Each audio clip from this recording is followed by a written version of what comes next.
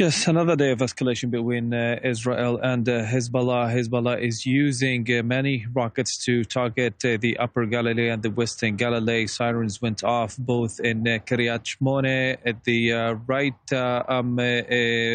on the right of the border, and also on the left of the border, which is the Western Galilee cities, Nahariya, Krayot, and Haifa as well. We're seeing that most of these rockets are actually intercepted, and also the drones that Hezbollah fires frequently are also intercepted by the Israeli air defense system. So far, there hasn't been any casualties or fatalities, so no one was injured. But on the other hand, some damage has been caused to buildings and agricultural sites that are right on the border with Israel. Now, on the other hand, we're saying that the Israeli army is summing up actually their activities in Lebanon until now. Since last Monday, we're talking here about 600 targets being targeted by about 820 munitions, according to the IDF. The targets have actually killed more than 200 Hezbollah operatives, and 80 of them are actually from Radwan elite unit. That's including senior Hezbollah operatives as well. And 27 of the attacks happened in Beirut in general, with 5 of them in the southern suburb of Beirut, El Dahye, Hezbollah's stronghold. So the attacks are increasing from Hezbollah's side, but also the Israeli side is increasing their attacks and their ground operation as well. And that's exactly where that incident happened. You've mentioned the 2 Israeli soldiers that were killed. Israel is saying that Hezbollah operatives is using this tactic more frequently now, waiting for Israeli soldiers to get closer to the border and then firing an anti-tank guided missile toward them.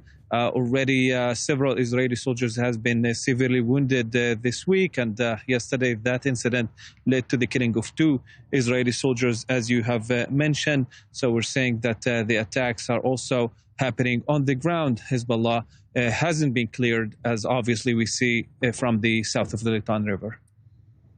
All right. I'd like to thank you, Walid, for joining us from northern Israel with that update. We're going to be turning now to Sarit Zahavi. She's a founder and president of the Alma Research and Education Center in northern Israel.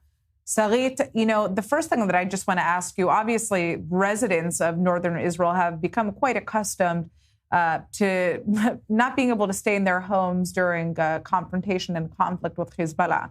Since the ceasefire we saw in 2024, that began in November of 2024, people have begun to return back to their homes. Now, looking at the current situation, how many Israelis are actually staying in northern Israel?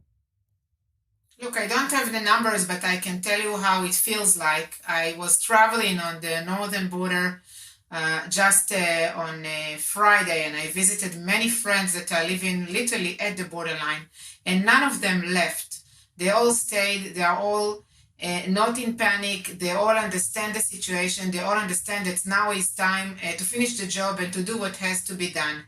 Of course, at the same time, we hardly understand the instructions of the Home Front Command that is telling us to go back to routine while children are not going to school. But other than that, we all understand that the necessity of what is happening now. I don't know of anybody who left, I must tell you. Neither in my community. I live 9 kilometers from the border, or elsewhere. This idea of finishing the job is an interesting one, because obviously throughout the course of that ceasefire, the Lebanese government said that it was going to be removing all of the weapons, clearing southern Lebanon of Hezbollah infrastructure. We know that there were continued IDF airstrikes targeting Hezbollah threats. But, the question at this point, of course, is whether or not there's a feeling amongst the Israeli public that the situation will ever be safe enough on the border.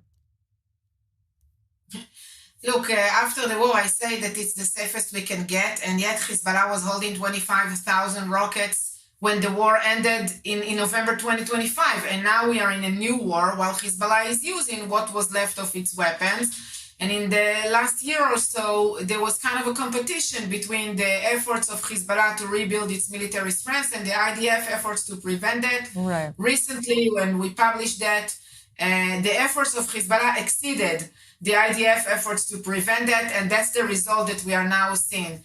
So at least south of the Litani River, this is something that could be done, at least to overthrow the regime in Iran, that there will be no sponsor, no money, no weapons that will be sent to Hezbollah. I believe that this is something that also could be done, but I agree that there is a responsibility on the Lebanese government as well here to make sure that Hezbollah doesn't regrow based on the hatred that it is teaching the children and the services that it is providing to its own Muslim Shiite base in Lebanon. Sarit, just final question here in regards to Hezbollah's military capabilities. What do we know about what is left in its arsenal at this point? I don't know what was left after the more than 600 IDF attacks in the past few days. As I've said, we knew that before that it was holding about 25,000 rockets and at least 1,000 drones, maybe more. I can say that what we have seen is an average of about 50 attacks a day in the past few days of Hezbollah. 2/3 are of rockets and 1/3 are of drones. We do see that there is an improvement in the capability of Hezbollah to launch the drones, but not necessarily to make them hit.